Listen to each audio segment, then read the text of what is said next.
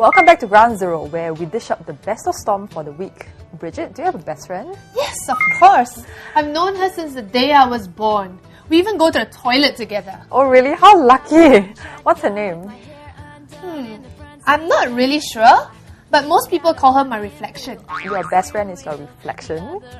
Yeah, why not? Okay, let's move on to some real best friends in the Storm BFF contest. Stomper Jia Jia sent in this story about her best friend. The pair met when they were in primary 2 and both of them went through thick and thin together.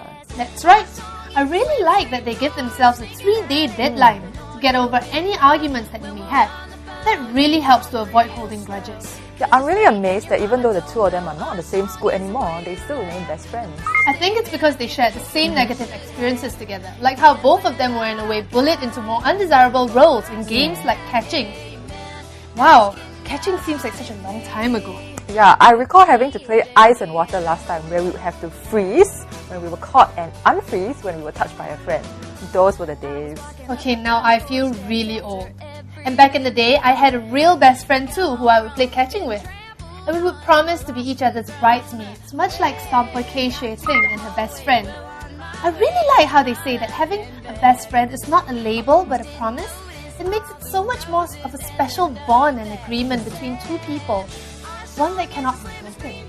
And contrary to the previous story, this one is actually one where the bully and the victim became best friends. Something like Mean Girls if you ask me, but in a nice way of course. Yeah, and the most important thing in any relationship is not to let money come in between you. Money is indeed the root of all evil. Definitely. I'm really amazed that they were able to pull through that period when both of them were penniless together. I guess it's really true when they say that it's the tough times that bring people together. I was so touched by that one line. Your choice is my choice, and your happiness is my happiness. That's so incredibly sweet. Yeah, I melted when I read that one line too. So, Bridget, are you going to ask your reflection to be your bridesmaid?